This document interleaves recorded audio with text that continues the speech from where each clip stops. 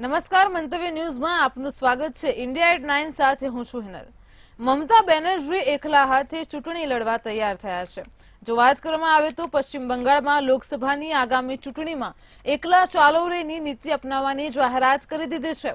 તેમણે કહ્યું કે કોંગ્રેસ અને ડાબેરી પક્ષોએ અમારો પ્રસ્તાવ ફગાવી દેતા અમે આ જાહેરાત કરવા મજબૂર છીએ। કોંગ્રેસ દ્વારા મારા કોઈ પ્રસ્તાવ સ્વીકારવામાં આવ્યા ન હતા। ઉલ્લેખનીય છે કે છેલ્લા ઘણા સમયથી કોંગ્રેસ અને તૃણમૂલ કોંગ્રેસ વચ્ચે શાબ્દિક યુદ્ધ જોવા મળી રહ્યું હતું। આ દરમિયાન ઇન્ડિયા ગઠબંધનના સભ્યો પણ બેઠકોની વહેંચણી મુદ્દે હજુ સુધી કોઈ નિર્ણય સુધી પહોંચી શક્યા નહોતા। આ દરમિયાન મમતા બેનર્જીએ કહ્યું છે કે અમે કોંગ્રેસ અને ડાબેરી પક્ષો સાથે સમજૂતી કરવા માટે ઘણા પ્રસ્તાવ અને ઓફર આપી હતી, પરંતુ તે તમામ ફગાવી દેવામાં આવી છે, જેને લઈને અમારે આ નિર્ણય લેવો પડ્યો છે।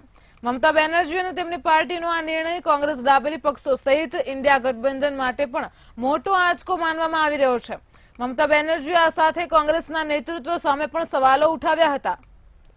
મમતા બેનર્જીએ સ્પષ્ટ શબ્દોમાં કહ્યું છે કે અમે કોંગ્રેસને કહ્યું હતું કે તે 300 બેઠકો ઉપર લોકસભાની ચૂંટણી લડે અને પ્રાદેશિક પક્ષોને તેમના પ્રદેશમાં ભાજપનો મુકાબલો કરવા દે। તેમણે કહ્યું કે પ્રાદેશિક પક્ષો એકજૂટ રહેશે, પરંતુ એ પણ સ્પષ્ટ કરી દીધું કે જો તે હસ્તક્ષેપ કરશે તો અમારે ફરી વિચારવું પડશે।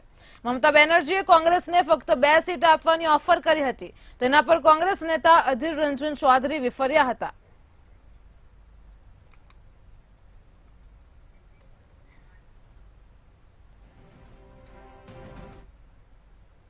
બિહારની રાજનીતિ આજકાલ અલગ જ વલણ અપનાવી રહી છે, તો સત્તામાં બેઠેલા પક્ષો પરોક્ષ રીતે એકબીજા ઉપર નિશાન સાધી રહ્યા છે। લોકસભાની ચૂંટણી નજીક છે ત્યારે કેન્દ્ર સરકારે બિહારના પૂર્વ સીએમ કર્પૂરી ઠાકોરને મરણોત્તર દેશનું સર્વોચ્ચ નાગરિક સન્માન ભારત રત્ન આપવાનો નિર્ણય કર્યો છે। આ દરમિયાન સીએમ નીતિશ કુમારે પટનામાં વેટરનરી કોલેજ મેદાનમાં જેડીયુ દ્વારા આયોજિત કર્પૂરી ઠાકોરની જન્મ શતાબ્દીની ઉજવણીમાં ભાગ લીધો હતો। તેમણે કહ્યું કે ઘણા લોકો માત્ર પોતાના પરિવારનું વિચાર કરે છે। અમે પણ કર્પૂરી ઠાકોર પાસેથી શીખીને અમારા પરિવારને આગળ લઈ ગયા નથી।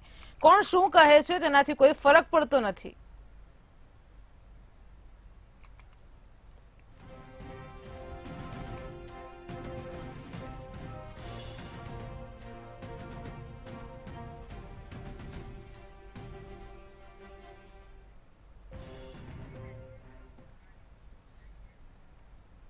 દેશની પ્રથમ બુલેટ ટ્રેનની આતુરતાથી રાહ જોઈ રહેલા લોકો માટે સારા સમાચાર આવ્યા છે। મુંબઈ અમદાવાદ વચ્ચે બની રહેલા દેશના પ્રથમ બુલેટ ટ્રેન પ્રોજેક્ટ માટે જમીન સંપાદનની કામગીરી પૂર્ણ થઈ ગઈ છે। તો શું છે સમગ્ર માહિતી, જાણીએ આ વિશેષ અહેવાલમાં। દેશની પ્રથમ બુલેટ ટ્રેનની આતુરતાથી રાહ જોવાઈ રહેલા લોકો માટે સારા સમાચાર આવી ચૂક્યા છે। મુંબઈ અમદાવાદ વચ્ચે બની રહેલા દેશના પ્રથમ બુલેટ ટ્રેન પ્રોજેક્ટ માટે જમીન પસંદગીની કામગીરી પૂર્ણ થઈ ગઈ છે। કેન્દ્રીય રેલવે મંત્રી અશ્વિની વૈષ્ણવે આ જાણકારી આપી છે। કેન્દ્રીય રેલવે મંત્રીએ ટ્વીટ પર એક પોસ્ટમાં કહ્યું હતું કે મુંબઈ અને અમદાવાદ બુલેટ પ્રોજેક્ટ માટે જમીન સંપાદનનું કામ 100% પૂર્ણ થઈ ગયું છે। 508 કિલોમીટર લાંબા આ પ્રોજેક્ટમાં 274.12 કિલોમીટરના પિયર કાસ્ટિંગનું કામ પણ પૂર્ણ થયું છે, જ્યારે ગર્ડર લોન્ચિંગનું કામ 127.72 કિલોમીટર સુધી પહોંચી ગયું છે। આ ટ્રેક પર પહેલી ટ્રેન ઓગસ્ટ 2026માં દોડવાની શક્યતા છે। આ પ્રોજેક્ટનો 348.04 કિલોમીટર ગુજરાતમાં, 155.76 કિલોમીટર મહારાષ્ટ્રમાં અને 4.3 કિલોમીટર દાદરા અને નગર હવેલીમાં છે। આ રૂટ પર કુલ 12 સ્ટેશન બનાવવામાં આવશે। બુલેટ ટ્રેન પ્રોજેક્ટનો પ્રથમ ગર્ડર 25 નવેમ્બર 2021ના રોજ લોન્ચ કરવામાં આવ્યો હતો, જ્યારે વેક્ટનો પ્રથમ કિલોમીટર 30 જૂન 2022ના રોજ 6 મહિનામાં પૂર્ણ થયો હતો। જાપાન ઇન્ટરનેશનલ કોઓપરેશન એજન્સી દ્વારા ભંડોળ પૂરું પાડવામાં આવેલ આ પ્રોજેક્ટનો શિલાન્યાસ સપ્ટેમ્બર 2017માં વડાપ્રધાન નરેન્દ્ર મોદી અને જાપાનના તત્કાલિક પીએમ શિન્ઝો આબે દ્વારા કરવામાં આવ્યો હતો। એવું માનવામાં આવે છે કે બુલેટ ટ્રેન શરૂ થવાથી મુંબઈ અને અમદાવાદ વચ્ચેની મુસાફરી માત્ર 3.5 કલાકમાં પૂરી થઈ શકે છે। આ પ્રોજેક્ટ પાછળ 1 લાખ કરોડ રૂપિયાથી પણ વધુનો ખર્ચ થવાનો અંદાજ છે। NHSRCL આ પ્રોજેક્ટનું નિર્માણ કરી રહી છે। શેર હોલ્ડિંગ્સ અને પેટર્નનું અનુસાર કેન્દ્ર સરકાર આમાં 10,000 કરોડ રૂપિયા ચૂકવશે। ગુજરાત અને મહારાષ્ટ્રએ 5,000 કરોડ ચૂકવવા પડશે। પ્રોજેક્ટની બાકીની રકમ 0.1%ના નજીવા વ્યાજે જાપાન પાસેથી મળેલી લોનમાંથી ખર્ચવામાં આવશે। અગાઉ તેની સમયમર્યાદા 2022 હતી, જે વધારીને 2023 કરવામાં આવી હતી। હવે 2026માં ટ્રાયલ શરૂ થવાની ધારણા છે। બ્યુરો રિપોર્ટ, મંતવ્ય ન્યૂઝ। નીતિન ગડકરી જમીન અને પાણી પછી હવે આકાશમાં રોડ બનાવવાના પ્રોજેક્ટ તૈયાર કરી રહ્યા છે, જ્યારે આ પ્રોજેક્ટમાં 1.25 લાખ કરોડના ખર્ચે રોપવે દુનિયાનો સૌથી મોંઘો પ્રોજેક્ટની શરૂઆત કરવામાં આવી રહી છે. જોઈએ વિશેષ અહેવાલ. દેશમાં આજે ઇન્ફ્રાસ્ટ્રક્ચરનો વિકાસ પૂરજોશમાં થઈ રહ્યો છે, ત્યારે એક્સપ્રેસ વે અને રસ્તાઓના વિસ્તાર પછી સરકારની નજર હવે હવામાં રસ્તા બનાવવા પર છે. તો કેન્દ્રીય મંત્રી નીતિન ગડકરીએ આ વિશે માહિતી આપી હતી. ભારત દેશ વિકાસની પાંખો સાથે સતત નવા વિક્રમ સર્જી રહ્યો છે, ત્યારે રોડ ટ્રાન્સપોર્ટ મિનિસ્ટર નીતિન ગડકરીની નજર હવે આકાશ તરફ છે. જમીન પર રસ્તાઓ અને એક્સપ્રેસ વેનું નેટવર્ક બિછાવ્યા બાદ તેમનું આગામી લક્ષ્ય લોકોના આકાશમાં મુસાફરી કરાવવાનું છે. તો ગડકરીએ એવા અંતરિયાળ વિસ્તારોમાં હવાઈ માર્ગો શોધવાનું શરૂ કર્યું છે, જ્યાં સડક માર્ગે જવું શક્ય નથી અને પગપાળા જવું એ એક પડકાર બની રહે છે. તેમણે આગામી 5 વર્ષ માટે એક યોજના તૈયાર કરી છે, જેના પર 1.25 લાખ કરોડ રૂપિયા ખર્ચ કરવામાં આવશે. શહેરો માટે પણ બનાવવામાં આવશે રોપવે. ગડકરીનું કહેવું છે કે રોપવે સિસ્ટમ માત્ર પહાડી સ્થળોએ પ્રવાસન વધારવામાં જ ઉપયોગી નથી, પરંતુ તે શહેરી વિસ્તારો માટે પરિવહનનું સરળ માધ્યમ પણ બની શકે છે. હેમકુંડ સાહિબ, કેદારનાથ અને બદ્રીનાથ જેવા દુર્ગમ પર્વતીય માર્ગોનો સમાવેશ થાય છે. કેદારનાથ રોપવેની ઊંચાઈ 3600 મીટર છે અને તે 10 કિલોમીટર લાંબો હશે. ભારતમાં આકાર પામશે વિશ્વનો સૌથી મોટો પ્રોજેક્ટ. ગડકરીએ કહ્યું કે ભારતમાં લગભગ 1200 કિલોમીટરના રોપવે પ્રોજેક્ટ બનાવવામાં આવશે. આ વિશ્વનો સૌથી મોટો રોપવે પ્રોજેક્ટ છે. હકીકતમાં દેશનો 30% હિસ્સો પહાડો અને જંગલોથી ઘેરાયેલો છે, જ્યાં રસ્તાઓ અથવા રેલવેનો વિકાસ કરવો એક પડકાર સમાન છે. આ પડકારનું નિવારણ રોપવે દ્વારા કરી શકાય છે. ગડકરીએ નેશનલ રોપવે ડેવલપમેન્ટ પ્રોગ્રામ હેઠળ દેશભરમાં 200 રોપવે પ્રોજેક્ટ બનાવવાનું લક્ષ્ય નક્કી કર્યું છે, જે પર્વતમાલા પ્રોજેક્ટનો એક ભાગ છે. તે 5 વર્ષમાં પૂર્ણ થશે અને આ પ્રોજેક્ટ પર આશરે 1.25 લાખ કરોડ રૂપિયાનો ખર્ચ થવાનો અંદાજ છે. આ ટ્રોલીમાં 1 કલાકમાં 3600 લોકોને લઈ જવાની ક્ષમતા હશે. પહાડી વિસ્તારોમાં રોપવે બનાવવાની સાથે દેશનો પ્રથમ શહેરી રોપવે પણ તૈયાર કરવામાં આવી રહ્યો છે. તો વારાણસીમાં બની રહેલો આ પ્રોજેક્ટ 4 કિલોમીટર લાંબો છે. હાલમાં આ રૂટને કવર કરવામાં 1 કલાકનો સમય લાગે છે, જે ઘટીને 15 મિનિટ થઈ જશે. બ્યુરો રિપોર્ટ, મંતવ્ય ન્યૂઝ.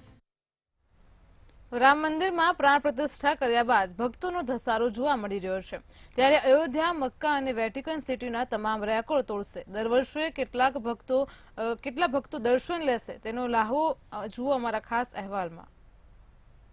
લોકો જે દિવસની રાહ જોતા હતા તે દિવસ એટલે કે 22 જાન્યુઆરી અને 22મીના રોજ અયોધ્યામાં રામ મંદિરનો પ્રાણ પ્રતિષ્ઠા કાર્યક્રમ સંપન્ન થયો. રામ ભક્તો વર્ષોથી જે ઘડીની રાહ જોઈ રહ્યા હતા તે ઘડીનો આજે અંત આવ્યો. ત્યારે હવે રામ મંદિર અંગે અમેરિકાના એક રિપોર્ટમાં દાવો કરવામાં આવ્યો છે કે અયોધ્યાનું ભગવાન રામનું આ મંદિર એક વર્ષમાં 50 મિલિયનથી પણ વધુ પ્રવાસીઓને આકર્ષિત કરશે. અમૃતસરના સુવર્ણ મંદિરમાં દર વર્ષે અંદાજે 30 થી 35 મિલિયન લોકો આવતા હોય છે, જ્યારે તિરુપતિ મંદિરમાં 25 થી 30 લોકો આવતા હોય છે. ત્યારે રિપોર્ટમાં કહેવામાં આવી રહ્યું છે કે વૈશ્વિક સ્તર પર વેટિકન સિટીમાં દર વર્ષે 9 મિલિયન પ્રવાસીઓ આવે છે અને સાઉદી અરબના મક્કામાં લગભગ 20 ટ્રિલિયન પ્રવાસીઓ આવતા હોય છે. તેનાથી સ્પષ્ટ થાય છે કે રામ મંદિર, મક્કા અને વેટિકન સિટીના તમામ રેકોર્ડો તોડવા જઈ રહ્યું છે. અમેરિકાના એક રિપોર્ટમાં જણાવવામાં આવ્યું છે કે પર્યટનમાં મદદ કરવા માટે શહેરમાં એરપોર્ટનો ફેઝ 1 હવે કાર્યરત છે, જેમાં 10 લાખ મુસાફરોની કાર્યકારી ક્ષમતા છે. તેને 2025 સુધીમાં 6 મિલિયન સુધી વધારી દેવામાં આવશે અને આ ઉપરાંત રેલવેએ પણ પોતાની ક્ષમતા બમણી કરી 60,000 યાત્રી પ્રતિ દિવસ કરી દીધી છે. હાલમાં અયોધ્યામાં 590 રૂમવાળી લગભગ 17 હોટેલ છે. 73 નવી હોટેલ પાઇપલાઇનમાં છે, જેમાંથી 40 પહેલાથી જ નિર્માણાધીન છે. અહીં ઇન્ડિયન હોટેલ્સ, મેરિયટ અને વિનહેમ પહેલાથી જ હોટેલ્સ માટે ડીલ સાઇન કરી ચૂકી છે. તો બીજી તરફ આઈટીસી અયોધ્યામાં શક્યતાઓ શોધી રહી છે. ઓયોની યોજના અયોધ્યામાં 1000 હોટેલ રૂમ જોડવાની છે. રિપોર્ટમાં એ વાતનો પણ દાવો કરવામાં આવ્યો છે કે રામ મંદિર ઉદ્ઘાટન સમારોહ પહેલા અયોધ્યા શહેરના પુનરુત્થાન અને પુનઃ વિકાસ માટે $10 બિલિયન એટલે કે લગભગ 85,000 કરોડ રૂપિયાથી વધુનો ખર્ચ કરવામાં આવશે અને આ સાથે જ વધુ ફંડ એકત્ર કરવાની પણ યોજના છે. બ્યુરો રિપોર્ટ, મંતવ્ય ન્યૂઝ. પંચગાંવ, માનેસર, ખેડકી ડૌલા, હીરો હોન્ડા અને શંકર ચોકથી દિલ્હીમાં ભારે ટ્રાફિક જામનો સામનો કરવો પડ્યો હતો. દિલ્હી અને ગુરુગ્રામ વચ્ચેની ટ્રાફિક વ્યવસ્થા ખોરવાતા ટ્રાફિક પોલીસના 3 ઝોનલ અધિકારીઓ સસ્પેન્ડ કરાયા હતા. દિલ્હી ગુરુગ્રામ એક્સપ્રેસ વે પર ટ્રાફિક મેનેજમેન્ટમાં બેદરકારી 3 અધિકારીઓને મોંઘી સાબિત થઈ છે. ગુરુગ્રામ પોલીસે આ મામલામાં દોષિત 3 પોલીસ અધિકારીઓને સસ્પેન્ડ કરી દીધા છે. વાસ્તવમાં મુસાફરોને મંગળવારે બપોર સુધી દિલ્હી ગુરુગ્રામ એક્સપ્રેસ વે પર ભારે ટ્રાફિક જામનો સામનો કરવો પડ્યો હતો. પ્રજાસત્તાક દિવસની પરેડ અને અન્ય પ્રવૃત્તિઓ વિશે અગાઉથી માહિતી હોવા છતાં દિલ્હી અને ગુરુગ્રામ વચ્ચેની ટ્રાફિક વ્યવસ્થા સંપૂર્ણપણે ખોરવાઈ ગઈ હતી. જે બાદ ટ્રાફિક પોલીસના 3 ઝોનલ અધિકારીઓને સસ્પેન્ડ કરવામાં આવ્યા હતા. ગણતંત્ર દિવસની તૈયારીઓને ધ્યાનમાં રાખીને ગુરુગ્રામ ટ્રાફિક પોલીસે પંચગાંવ, IMT Manesar, ખેડકી Dola, hero Honda ચોક અને શંકર ચોક ખાતે ભારે વાહનોને રાષ્ટ્રીય રાજધાનીમાં પ્રવેશતા અટકાવ્યા હતા. ગુરુગ્રામ ટ્રાફિક પોલીસના આ નિર્ણયને કારણે સિહોર બોર્ડર પર ભારે વાહનોની લાંબી કતાર લાગી હતી. બાદમાં મામલો કાબૂમાં ન આવતા ટ્રાફિક વ્યવસ્થા સંપૂર્ણપણે ખોરવાઈ ગઈ હતી. સવારના ધસારા કલાકો દરમિયાન દિલ્હી પોલીસે રાષ્ટ્રીય રાજધાનીમાં પ્રવેશતા વાહનોની તપાસ કરવાનું શરૂ કર્યું, જેનાથી પરિસ્થિતિ વધુ અસ્તવ્યસ્ત થઈ ગઈ હતી. લગભગ 4 કલાક સુધી ભારે ટ્રાફિક જામ રહ્યો હતો અને બપોરે 1 વાગ્યાની આસપાસ સ્થિતિમાં સુધારો થયો હતો. સિહોર બોર્ડર પર ગુરુગ્રામથી દિલ્હી તરફ જઈ રહેલા ટ્રાફિકમાં વિક્ષેપના કારણે સાંજે ફરી એકવાર મુસાફરોને મુશ્કેલીનો સામનો કરવો પડ્યો હતો. પરિસ્થિતિ કાબુ બહાર ગયા બાદ વાહન ચાલકોને મુશ્કેલી ઓછી કરવા વધારાના ટ્રાફિક પોલીસ કર્મીઓને તૈનાત કરવામાં આવ્યા હતા. બ્યુરો રિપોર્ટ, મંતવ્ય ન્યૂઝ. અમેરિકામાં રાષ્ટ્રપતિ પદની ઉમેદવારીનો રંગ રસપ્રદ બની ગયો છે. ત્યારે અમેરિકામાં પણ ચાલુ વર્ષના અંતે રાષ્ટ્રપતિની ચૂંટણી યોજાવાની છે, જ્યારે નિક્કી હેલી પૂર્વ રાષ્ટ્રપતિ ડોનાલ્ડ ટ્રમ્પ માટે મોટો પડકાર બની ગયા છે. અમેરિકામાં પણ ચાલુ વર્ષના અંતે રાષ્ટ્રપતિની ચૂંટણી યોજાવાની છે. જોકે તે પહેલા જ રિપબ્લિકન પાર્ટીમાં રાષ્ટ્રપતિ પદની ઉમેદવારીનો જંગ રસપ્રદ બની ગયો છે. ભારતીય મૂળના ઉમેદવાર નિક્કી હેલી પૂર્વ રાષ્ટ્રપતિ ડોનાલ્ડ ટ્રમ્પ માટે મોટો પડકાર બની ગયા છે. તેમણે ન્યૂ હેમ્પશાયરની પ્રાથમિક ચૂંટણી બાદ રાષ્ટ્રપતિ પદની રેસમાંથી ટ્રમ્પ સામેથી ખસી જવાના ડોનાલ્ડ ટ્રમ્પની અપીલને પણ ફગાવી દીધી છે. નિક્કી હેલીએ રેસમાં ટકી રહેવાની પોતાની પ્રતિબદ્ધતા દર્શાવી હતી. ભારતીય મૂળના ઉમેદવાર નિક્કી હેલીને લઈ અને એવી પણ ચર્ચા થઈ રહી છે કે તે ટ્રમ્પના નોમિનેશનમાં અવરોધ બની શકે છે. એક મીડિયા સાથેની વાતચીતમાં હેલીએ તેના નિર્ણયો પર ટ્રમ્પના પ્રભાવને નકારી કાઢતા જણાવ્યું હતું કે ટ્રમ્પે તેમને જ કરવાનું કહ્યું હતું કે તેમણે ક્યારેય નથી કર્યું. જ્યારે હેલીને પ્રાથમિક ચૂંટણી માટે તેમની અપેક્ષાઓ વિશે પૂછવામાં આવ્યો ત્યારે તેમણે સફળતા માટે કોઈ મોટી માપદંડ નક્કી કરવા ટાળ્યું હતું. ન્યૂ હેમ્પશાયરની પ્રાથમિક ચૂંટણીમાં ટ્રમ્પથી ડબલ ડિજિટલ પાછળથી રહ્યા બાદ તેઓ પોતાની ઝુંબેશની વ્યવહાર્યતા પર હેલીએ જણાવ્યું હતું કે મારા ભાગ્યના હિસાબે મને વધારે પોઈન્ટ ન મળ્યા, પણ મને લાગે છે કે મેં અન્ય ઉમેદવારો કરતા સારું પ્રદર્શન કર્યું છે. બ્યુરો રિપોર્ટ, મંતવ્ય ન્યૂઝ. અમેરિકાએ ઈરાન સમર્થિત મલેશિયા પર વળતો પ્રહાર કર્યો હતો. ત્યારે અમેરિકી સૈન્ય દળોએ ઈરાકમાં 3 જગ્યા પર મિસાઇલ દ્વારા હુમલો કરવામાં આવ્યો હતો. ઈરાન અને અમેરિકા વચ્ચે છેલ્લા થોડા સમયથી મિસાઇલ હુમલાઓ થઈ રહ્યા છે. ત્યારે આ બંને એકબીજા પર હુમલાઓ કરી રહ્યા છે. પહેલા ઈરાક સમર્થિત ગ્રુપે અમેરિકા પર ડ્રોન વડે હુમલો કર્યો હતો, જેના જવાબમાં અમેરિકાએ પણ હુમલો કરી જવાબ આપ્યો હતો. ત્યારે હવે આ પ્રકારના હુમલામાં ઈરાક સમર્થિત ગ્રુપ પર થવાથી દુનિયા ત્રીજા વિશ્વયુદ્ધ તરફ આગળ વધી રહી છે. ઓસ્ટિને એક નિવેદનમાં જણાવ્યું હતું કે રાષ્ટ્રપતિ બાઇડનના નિર્દેશ પર અમેરિકી સૈન્ય દળોએ 3 લક્ષ્યો પર હુમલો કર્યો છે. ઈરાકમાં ઈરાક સમર્થિત કટાયબ, હિઝબુલ્લા મિલિશિયા જૂથ અને અન્ય ઈરાન સાથી જૂથો દ્વારા ઉપયોગમાં લેવાતા 3 લક્ષ્યો પર હુમલો કરાયો છે. ત્યારે આ હુમલા ઈરાન સમર્થિત મિલિશિયા દ્વારા ઈરાક અને સિરિયામાં US અને ગઠબંધન કર્મચારીઓ સામે વધતા હુમલાના સીધા જવાબમાં કરવામાં આવ્યા છે. આ હુમલા USA દ્વારા એ કહેવાના થોડા કલાક બાદ થયા હતા. ત્યારે આતંકવાદીઓએ અલ અસદ એરબેઝ પર 2 વખત અને 2 એકતરફા હુમલાના ડ્રોનથી હુમલો કર્યો હતો, જેમાં US સેવા સભ્યોને ઈજા પણ પહોંચી હતી અને ઇન્ફ્રાસ્ટ્રક્ચરને પણ નુકસાન થયું હતું. બ્યુરો રિપોર્ટ, મંતવ્ય ન્યૂઝ. કેનેડાના ઉત્તર પશ્ચિમ વિસ્તારમાં ફોર્ટ સ્મિથ નજીક મંગળવારે નાનું વિમાન ક્રેશ થયું હતું. આ કામદારોને વિમાન ક્રેશ થતા ઘટનામાં 6 લોકોના મોત થયા હતા. કેનેડાના ઉત્તર પશ્ચિમ વિસ્તારમાં ફોર્ટ સ્મિથ નજીક મંગળવારે નાનું વિમાન ક્રેશ થયું હતું. ફોર્ટ સ્મિથ નજીક ટેક ઓફ કર્યા બાદ વિમાનનો ટ્રાફિક નિયંત્રણ સાથેનો સંપર્ક તૂટી ગયો હતો અને આ પછી કામદારોને લઈ જતું વિમાન ક્રેશ થયું હતું, જેમાં 6 ના મોત નીપજ્યા. કેનેડામાં જે પ્લેન ક્રેશ થયું હતું તેમાં માઇનિંગ કંપની રિયો ટિન્ટોની ડાયવિક હીરાની ખાણ તરફ આગળ જઈ રહ્યું હતું. ત્યારે ન્યૂઝ એજન્સીના રિપોર્ટ્સના અહેવાલમાં તે ફોર્ટ સ્મિથ નજીક સવારે 8:50 કલાકે ઉડાન ભરી હતી. જોકે થોડા સમય બાદ તેનો સંપર્ક તૂટી ગયો હતો. દુર્ઘટના બાદ પ્લેનની શોધખોળ પણ કરવામાં આવી હતી અને ત્યારબાદ પ્લેન સ્વેલ નદી પાસેથી મળી આવ્યું હતું. પ્લેનના માલિક નોર્થ વેસ્ટર્ન એર લીઝે જણાવ્યું હતું કે તેની પાસે 2 પ્રકારના બ્રિટિશ એરોસ્પેસ જેટસ્ટ્રીમ મોડલ છે. બંનેની ક્ષમતા 19 મુસાફરોની છે. આ અંગે એક નિવેદનમાં રિયો ટિન્ટોના ચીફ એક્ઝિક્યુટિવ જેક્સ સ્ટોશેમેલે જણાવ્યું હતું કે આ દુર્ઘટનાને કારણે કંપનીને મોટું નુકસાન થયું છે. અમે સત્તાવાળાઓ સાથે નજીકથી કામ કરી રહ્યા છીએ. અમે એ જાણવાનો પ્રયાસ પણ કરી રહ્યા છીએ કે આ દુર્ઘટના પાછળનું કારણ શું હતું. આ માટે અમે તપાસ ટીમને દરેક મદદ કરવા પણ તૈયાર છીએ. કેનેડિયન સાથેના જાહેર બાબતોના અધિકારી મેક્સિસ ક્લીચ સશસ્ત્ર દળો રોયટર્સ દ્વારા પણ ટાંકવામાં આવ્યું હતું કે રોયલ એરફોર્સના 3 સ્ક્વોડ્રનને બચાવ અને શોધ કામગીરી માટે ઘટના સ્થળે રવાના કરવામાં આવ્યા છે. બ્યુરો રિપોર્ટ, મંતવ્ય ન્યૂઝ. રશિયા અને યુક્રેન વચ્ચે છેલ્લા 2 વર્ષ કરતાં પણ વધુ સમયથી યુદ્ધ ચાલી રહ્યું છે. ત્યારે રોજે રોજ આ યુદ્ધમાં બંને દેશોમાં અનેક લોકોના મોત થઈ રહ્યા છે. જ્યારે રશિયાનું મિલિટરી પ્લેન ક્રેશ થઈ ગયું છે, ત્યારે આ ઘટનામાં 65 યુક્રેનના યુદ્ધ બંધકો સહિત 74 જેટલા લોકોના મોત થયા હોવાના સમાચાર સામે આવી રહ્યા છે.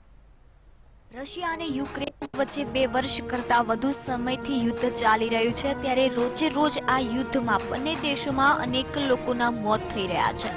રશિયાનું ઇલ્યુશન Il-76 મિલિટરી પ્લેન યુક્રેનની સરહદ નજીક બેલગોરોડમાં ક્રેશ થઈ ગયું છે. આ વિમાનમાં યુક્રેનના 65 યુદ્ધ બંધકોને લઈ જવામાં આવી રહ્યા હતા.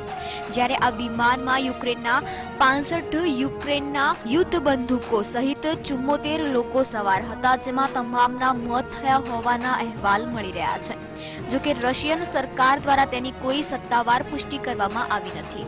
રશિયાની એક સરકારી ન્યૂઝ એજન્સીએ રક્ષા મંત્રાલયનો હવાલો આપતા જણાવ્યું કે યુદ્ધ બંદૂકોને કેદીઓની અદલાબદલીના કરાર હેઠળ યુક્રેન લઈ જવામાં આવી રહ્યા હતા. દુર્ઘટના સમયે વિમાનમાં યુદ્ધ બંધકો ઉપર 6 ક્રૂ મેમ્બર્સ અને અન્ય 3 લોકો પણ સવાર હતા. રશિયાના ઇલ્યુશન Il-76 મિલિટરી વિમાનને સૈનિકો, સામાન, લશ્કરી સાધનો અને હથિયારોના પરિવહન માટે ડિઝાઇન કરવામાં આવ્યું હતું. આ વિમાનમાં 90 જેટલા મુસાફરોને લઈ જવાની ક્ષમતા છે. જ્યારે રશિયાના રક્ષા મંત્રાલય હાલમાં આ અંગે વધુ માહિતી આપવાનો ઇનકાર કરી દીધો છે.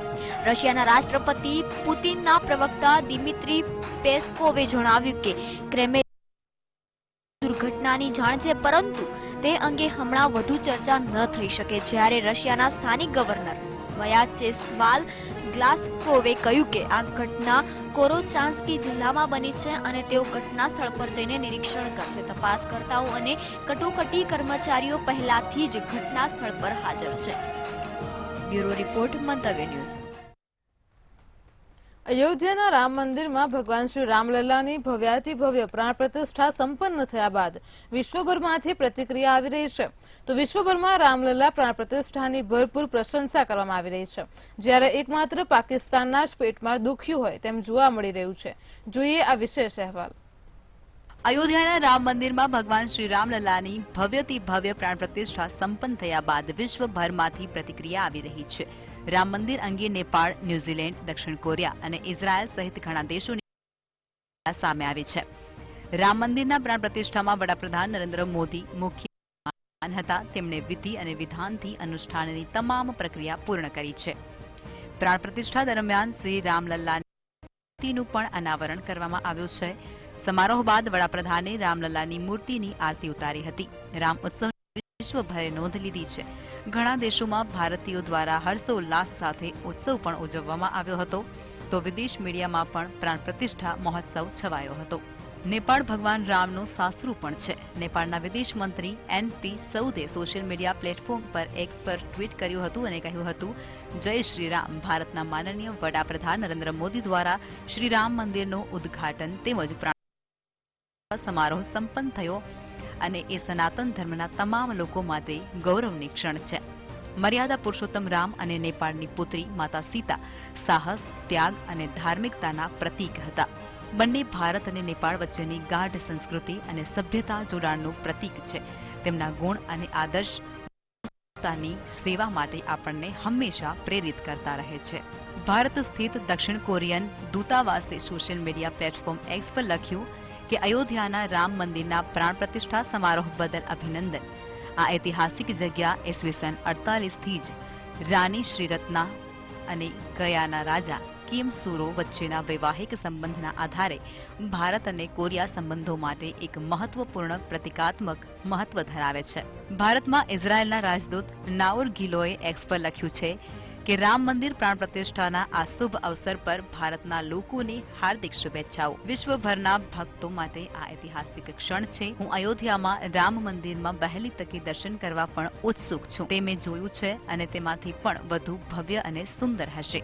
ન્યૂઝીલેન્ડના નિયમન મંત્રી ડેવિડ સેમોરે અભિનંદન પાઠવતા કહ્યું છે કે હું ભારતના વડાપ્રધાન નરેન્દ્ર મોદી સહિત તમામ ભારતીય લોકોને અભિનંદન પાઠવું છું.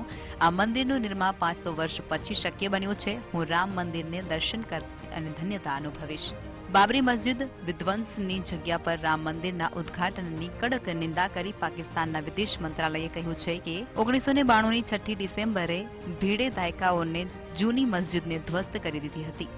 ભારતની સૌથી મોટી અદાલત દ્વારા આ કેસના જવાબદાર લોકોને નિર્દોષ છોડી મૂકવા તેમજ તે જ સ્થળ પર રામ મંદિર બનાવવાની મંજૂરી આપવાની નિંદાપાત્ર છે.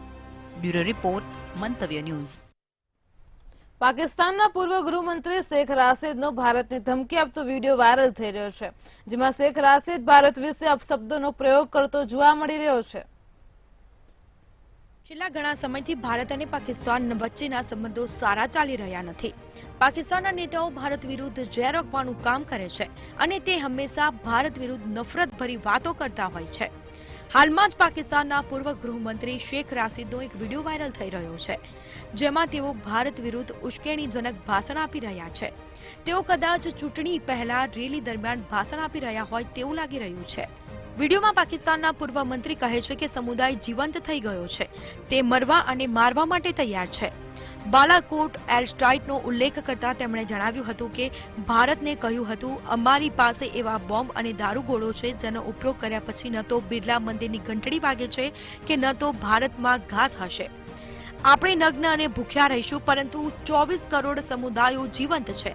તે યુદ્ધમાં લડશે અને મારશે. તેનો video social media platform Twitter પર પાકિસ્તાન અનટોલ્ડ નામના પેજ પરથી પોસ્ટ કરવામાં આવ્યો છે. બ્યુરો રિપોર્ટ, મંતવ્ય ન્યૂઝ. દિલ્હી ખાતે 75માં પ્રજાસત્તાક દિનની ઉજવણી થશે, જેને લઈને મોટી અપડેટ સામે આવી રહી છે. દેશભરમાંથી 13,000 વ્યક્તિઓને ખાસ આમંત્રણ અપાયું છે, તો ગુજરાતમાંથી પણ 280 વ્યક્તિઓને વિશેષ આમંત્રણ આપવામાં આવ્યું છે. દિલ્હી ખાતે આગામી 75માં પ્રજાસત્તાક પર્વની ઉજવણી થશે, તો વીરગાથા સુપર 100ની મહિલા વિજેતાઓને આમંત્રણ અપાયું છે. વાત કરવામાં આવે તો અહીં આમંત્રણમાં જેમાં કેન્દ્રની યોજનાઓમાં વિશિષ્ટ પ્રદર્શન કરનારાઓ બનશે પરેડના સાક્ષી. ઇસરો તેમજ PRLની 2 મહિલા વૈજ્ઞાનિકોને પણ મહેમાનો તરીકે ખાસ આમંત્રણ આપવામાં આવ્યું છે. દેશના ખૂણે ખૂણેથી શ્રેષ્ઠ કામગીરી કરનારા નાગરિકોને આમંત્રણ મળ્યું છે, તો આમંત્રિત તમામ મહેમાનો પ્રજાસત્તાક પરેડના સાક્ષી બનશે. દેશભરમાંથી 13,000 વ્યક્તિઓને ખાસ આમંત્રણ અપાયું છે. દિલ્હી ખાતે 75માં પ્રજાસત્તાક પર્વની ઉજવણી થશે, જેને લઈને ખાસ મહેમાનોને આમંત્રણ આપવામાં આવી રહ્યું છે. દેશના ખૂણે ખૂણેથી શ્રેષ્ઠ કામગીરી કરનારા નાગરિકોને આમંત્રણ મળ્યું છે, તો આમંત્રિત તમામ મહેમાનો પ્રજાસત્તાક પરેડના સાક્ષી બનશે.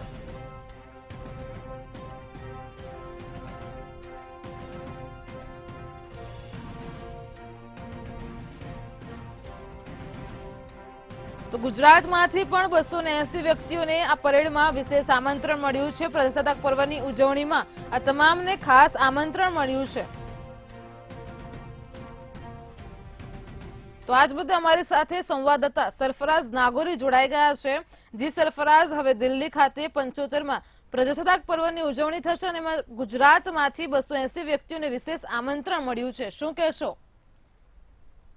નિશ્ચિતપણે આપને જણાવી દઉં કે 75માં પ્રજાસત્તાક પર્વની ધામધૂમપૂર્વક 26મી જાન્યુઆરી ઉજવણી થનાર છે અને તેનો રાષ્ટ્રીય કાર્યક્રમ દર વર્ષની જેમ દિલ્હી ખાતે મનાવવામાં આવશે અને તેની પરેડ સેરેમનીની અંદર આ વખતે કેન્દ્ર સરકારની જુદી જુદી યોજનાઓ, આ ઉપરાંત ઇસરોના વૈજ્ઞાનિકો, આ ઉપરાંત સમાજના અલગ અલગ ક્ષેત્રોમાં જે લોકોએ ઉત્કૃષ્ટ યોગદાન આપ્યું છે તેવા દેશભરમાંથી અને દેશના દરેક રાજ્યો, દરેક જિલ્લાઓના ખૂણે ખૂણેથી 13,000 જેટલા વ્યક્તિઓને આમંત્રિત કરાયા છે. તેમાંથી ગુજરાતમાંથી પણ 280થી વધુ વ્યક્તિઓને તેમની વિશેષ કામગીરી માટે એક સન્માન આપવાના સ્વરૂપે તેમને દિલ્હીની પરેડના સાક્ષી બનવા માટે ખાસ આમંત્રણ કેન્દ્ર સરકાર દ્વારા આપવામાં આવ્યું છે, જેના લીધે આ તમામ 280 ગુજરાતીઓ અને આ ઉપરાંત ઈસરોના મહિલા વૈજ્ઞાનિકોને પણ ખાસ વિશેષ મહેમાન બનાવાયા છે.